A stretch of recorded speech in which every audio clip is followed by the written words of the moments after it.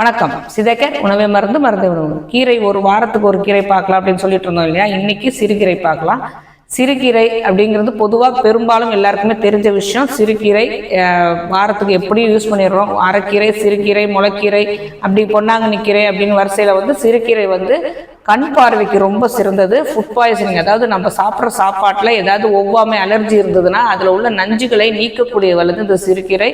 அடுத்தது urinary back, அதாவது மூத்திர பைன்னு சொல்கிற யூரினரி பேக்கில் ஏதாவது இன்ஃபெக்ஷன் இருந்தாலும் அதில் எந்த கோளாறு நடந்தாலும் அதை சரி பண்ணக்கூடியது இந்த சிறுகீரை. இந்த 3 பிரச்சனைக்கும் சிறுகீரை, அதாவது கண் பார்வை நல்லா தெரியறதுக்கும், உடம்புல உள்ள நஞ்சு, அதாவது நம்ம சாப்பிட்ற சாப்பாட்டில் உள்ள நஞ்சை விளக்குறதுக்கும், அதை சரி பண்ணுறதுக்கும், யூரினரி பேக்கில் உள்ள இன்ஃபெக்ஷன்ஸு அதில் உள்ள பிரச்சனைகளை சரி பண்ணுறதுக்கும் இந்த சிறுகீரை பெரிதுமாக உதவும். அதையும் தாண்டி சிறுகீரையை நம்ம ஒரு சில தைலங்கள், அந்த முறை நான் சொல்லிட்டே வரேன், அந்த ஒரு தைலம் செய்து வாரம் ஒரு முறை தேய்த்து குளித்தோம் அப்படின்னா இந்த தலை குத்தல், தலைவலி, கண் பார்வை பலப்படுறது, கண் எரிச்சல், கண் செவந்து போகிறது, இது எல்லாமே குணமாகும்.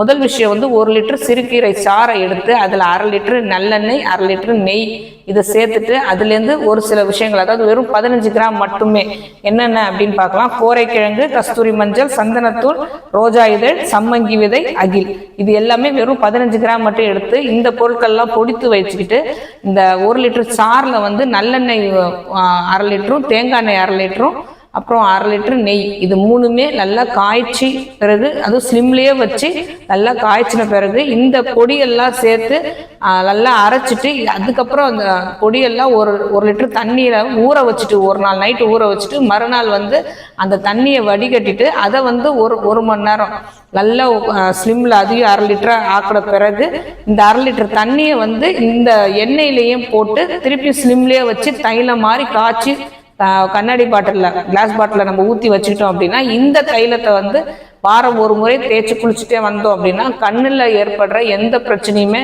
நமக்கு வராது, இருக்கிற பிரச்சனையும் சரியாயிடும் அப்படின்னு சித்தர்கள் சொல்கிறாங்க.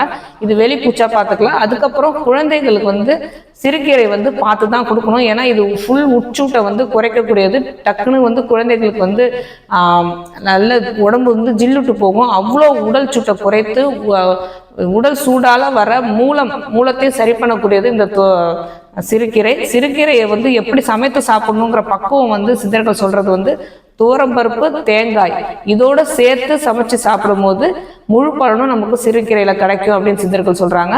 கண்ணில் நிறைய ஒரு சிலருக்கு அழுக்கு படிச்சுக்கிட்டே இருக்கும், காலையில பார்த்தாலும் படியும், கண்ணில் நீர் வடிஞ்சுக்கிட்டே இருக்கும். இந்த பிரச்சனைக்கெல்லாம் கூட சிறுகீரை ரொம்ப உதவும் அப்படின்னு சித்தர்கள் சொல்றாங்க. அதனால சிறுகீரையை நம்ம சமைத்தும் சாப்பிடலாம்.